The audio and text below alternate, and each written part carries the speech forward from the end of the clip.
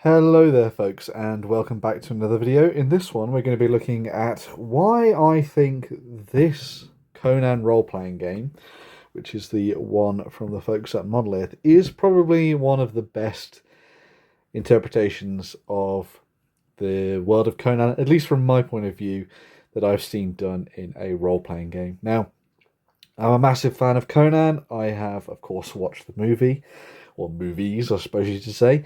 Yes, even the Momoa one, which I think is actually not too bad. There's a few things that I think are questionable about it, but other than that, he's a pretty decent, badass-looking Conan. Just a shame about the actual story and the acting. But there we go.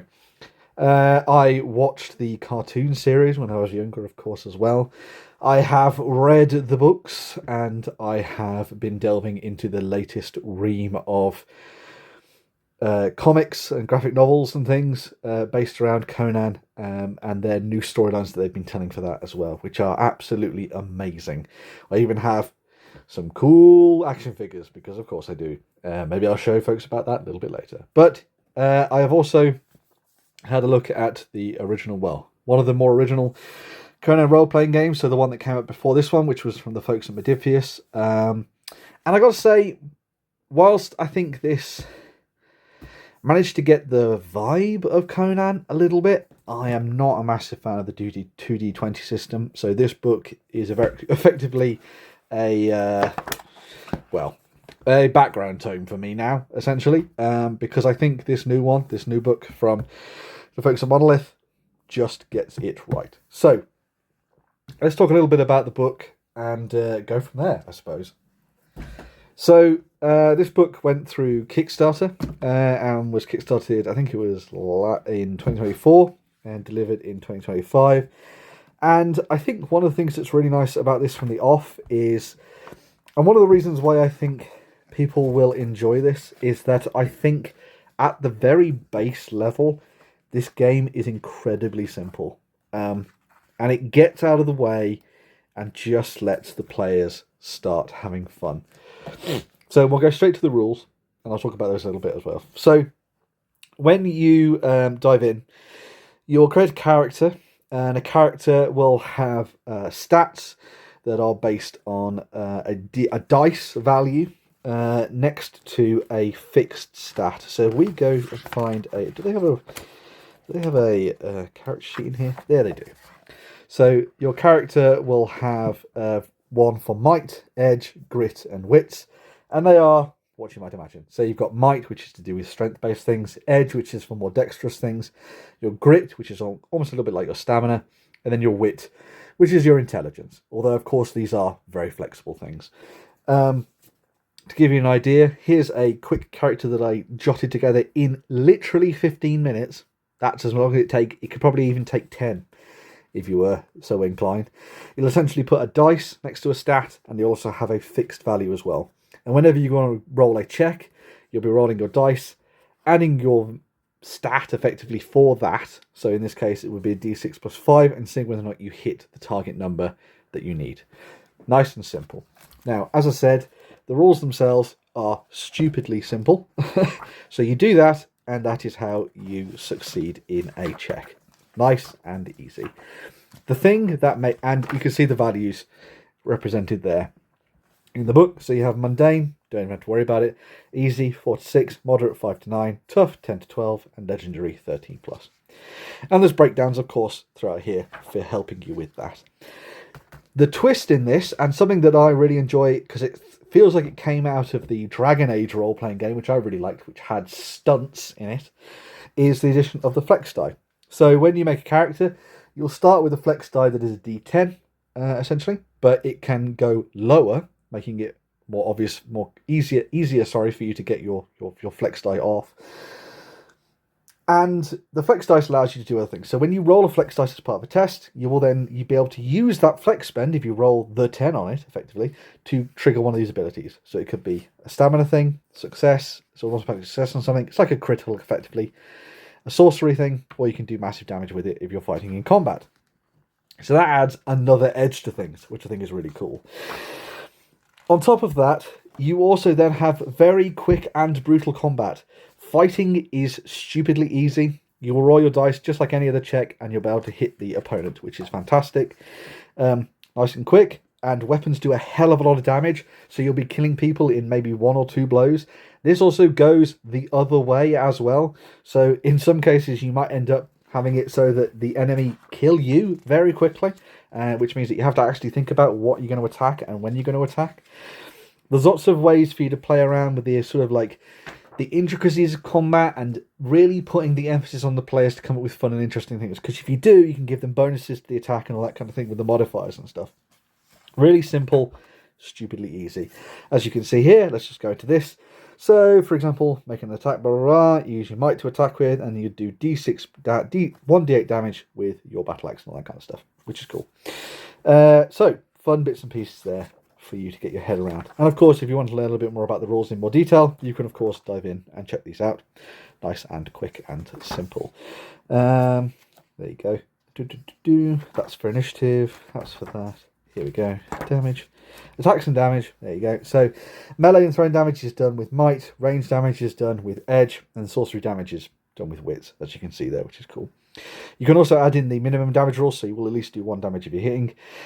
When you actually do hit somebody, you will take their armor off that, which I think is quite cool. So it's a thing of, you can be easy to hit, but then your armor soaks the damage, which is a nice little touch, which is always helpful.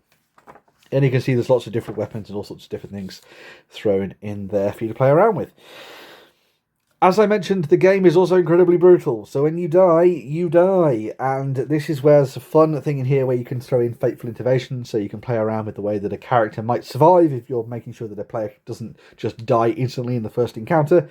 You can play around with that and have some fun with it. You can also get your health back fairly quickly and easily as well, which is a nice bonus.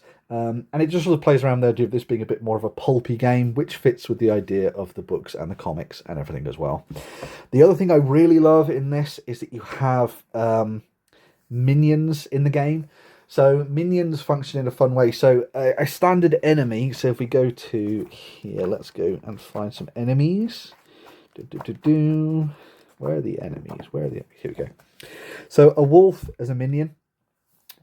It has essentially a threshold that you'll be working to, and this is kind of what you'll be sort of aiming for to kill your opponent. If you hit that threshold, well, they're just gone. They're just dead. This is for minions, obviously. If you do enough damage to somebody, but if you hit someone, and you do like 4 damage to them, the DM or the storyteller then marks that creature or that character, and the next time you hit that minion, they're just dead, which is where you can see this thing coming here. So it means that you have the ability to you don't have to track life points too much. You can just dive in, just start playing very quickly, and things will go down in droves. If you are slightly playing around with antagonists, they instead have life points. They work in a similar way to your health as a player character. When your life points hit 0, then you're gone, but beyond that, you're fine, obviously. So some fun bits and pieces in there on that front as well. The other thing that I really like about this game is stamina points. So stamina points are an extra resource that you have as characters that allow you to do fun and interesting things. They can allow you to make additional moves. They can give you increased rolls on your stat dice. They increase the damage of your attacks. They can increase the range. You can ignore the effects of encumbrance. You can use them for making a sort of last stand, which is really cool as well, which is quite nice. And then, of course, you have a few bits and pieces in here for sorcery as well. And oh my god, the magic has been done really nicely at the same time. Now, you will choose a selection of different magic spells based on your experience level and things like that. And of course, as you level up, you'll get more spells. But the really fun thing about this game is that it uses stamina points to cast spells, which makes sense. That's the special resource that everyone else is using. But then the other thing is sometimes a spell will use your life points. And I love that about this game. Sorcery should be dangerous. Sorcery is tapping into the very essence of a person or the ground or the world around you. And so really bringing that into effect here to bring something powerful to life and having to tap into that is really cool, and I love that it's used in a really thematic way in order to build fascinating and interesting spells in the game.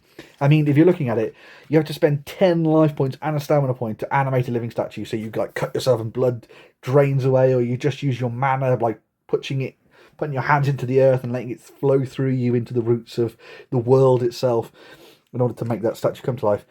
It's super cool, and it's a really nice way for them to really showcase how powerful but how dangerous magic can be at the same time. The other thing I like about it as well, in addition to all of this, is that they don't mess around with all sorts of things like, you know, you're 2 meters away from an enemy, now you're 1 meter away, blah blah blah. Range is instead done by zones, and this is something that a lot of other role-playing games have done, so it's nice and easy. You have touch, close, medium, long, and distant. Nice and simple. You move between those different zones. It allows you to create really interesting and dynamic battlefields. You could, of course, just use the battle maps from the board game if you wanted to, but you can create quick and interesting encounters very easily and make them really fun and dynamic without having to worry about bogging things down in maths and all that nonsense in order to make your characters move around the battlefield. Again, what's really nice about everything that I've just talked about there, yes, I am going through it quite quickly, maybe not hitting everything, but the rules are stupidly simple. You can learn them very, very quickly. I mean, heck, we're on to sorcery now there by the end of it. You've basically got all the rules in that much of the book. You can learn to play and dive into a quick, fun, pulpy game of Conan without any issues whatsoever. When it comes to character creation as well, as I said, I made this dude in 10 minutes, 15 minutes. You choose, rather than a location within the Conan world, you choose a sort of region style, a biome perhaps. So for example, you've got from the hills, from the streets, from the steppes, from the north, civilized lands, from the blood of Jebel Sarg, from parts unknown, from the blood of Acheron, and from the blood of the demon. And each of those essentially gives you a quick, simple base life points, what bonuses you get as well on top of that. And then, for example, if you take one of these, you'll get sorcery elements as well, which I think is a nice little bonus there.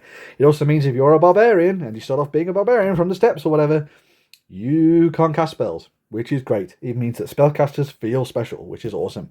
And you're not going to be doing any multi-classing or anything here, which is really cool. XP will also allow you to get things like special abilities and all sorts of different things there as well. So you will have seen some of them when we were looking through them. So if we go through to that, where can we find that? Is it this way? I think it's this way. Is it this way? Who knows? Anyway, you have the ability to have like special abilities and things like that. Let's just show you from these guys. So here I've got some of the skills. I had Brawler for this character. Melee attacks have +1 damage. And charge, stamina point 2, ×2 move, and melee, which is great for 1 action, which is pretty cool. So yes, you've got lots of special abilities and things like that, which will help you do more fun things when you're playing the game. You can start off with a standard selection of, oh, here we go, skills. So these are your starting skills. As you can tell, I'm quite excited about the game. You have your starting skills here, which are the ones you can take from the very beginning. You spend XP to get them. Nice and easy. And then as you go through and you get more experience, you'll then be able to get more powers and abilities as you do, which is really fun.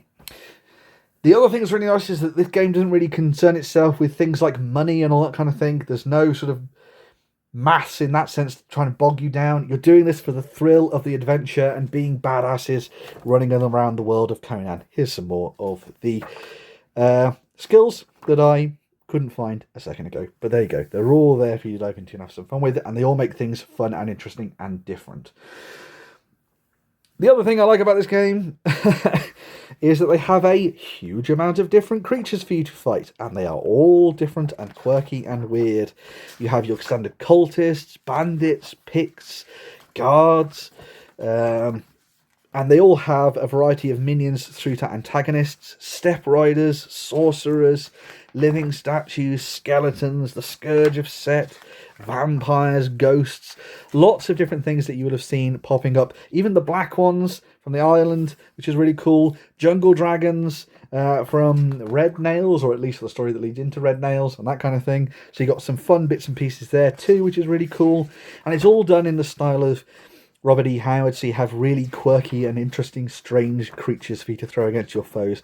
And they are all pretty dangerous and deadly, which is super cool. All of this means that everything that they have done in this bit of the book to kind of teach you the rules and sort of get your character together means that you can dive into playing Conan and just have a lot of fun with it. They have dedicated a lot of time and energy at Monolith to making sure this feels as Conan as possible. Now, when I did the first video on the Conan role-playing game, I had a lot of people saying, oh, it doesn't feel like Conan, oh, it's too woke, blah, blah, blah, blah, blah. Also, first things first, I don't care about things like woke and all that kind of thing. Woke is a simple concept. It's very easy to understand. It just means you're aware of people and their problems. Shut up. But anyway, diving into the actual game itself, everything about this is so incredibly Conan. It has been done to feel like a Conan game. If you want to dive in and have the most Conan experience possible, as accurate to the books, you can. This is a vehicle for doing that. If you want to tell a more modern Conan story, based on the new novels, based on the graphic novels and the comics and all that kind of thing, the TV shows, the movies, you have that baked in here. And everything that you could ever want to know about the world of Conan and its various characters and its peoples is found within this book. Gorgeous new map, based on the one from the comic, which is really cool. They also have this here, which is a really fun little thing for you to dive into. So if you're building characters for the first time, I think this is absolutely primed for you to have some fun with. It gives you an idea of what kind of peoples would live in different areas of the Conan world, and kind of gives you an analog for them, sort of how they match with the real world that we live in now as well. So if you're looking at this and you're like, what's Stygia like? It's a little bit like Egypt. Sheb, it's a bit like the Levant and the Mesopotamia. Argos, Italy, Greece, Cimmeria, Scotland, parts of England and Doggerland, and all that kind of thing. So everything that you would need to learn about the world of Conan is built into here. And what's really nice about it as well is that, say you've made a character and you've said, I want to be from the wilds or whatever, you can look at it and be like, okay, what counts as the wilds within this? Oh, the border kingdoms. Let's learn a little bit about the border kingdoms, learn about them as a character and that kind of thing. And then use that as the basis for your character. It means that you can say, yes, I want to be a Cimmerian or whatever, I want to be like Conan. But it means if you wanted to go slightly different, you can do, because this is just a guideline here.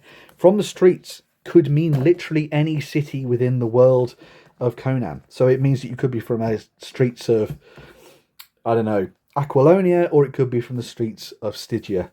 You are completely free and open to do whatever you like, which I think is really cool. Again, it's an excellent canvas for you to tell your Conan stories. Now, the book itself comes with all the background, comes with the quick and easy rules. It also comes with a selection of quick sort of starter scenarios for you to dive into as well.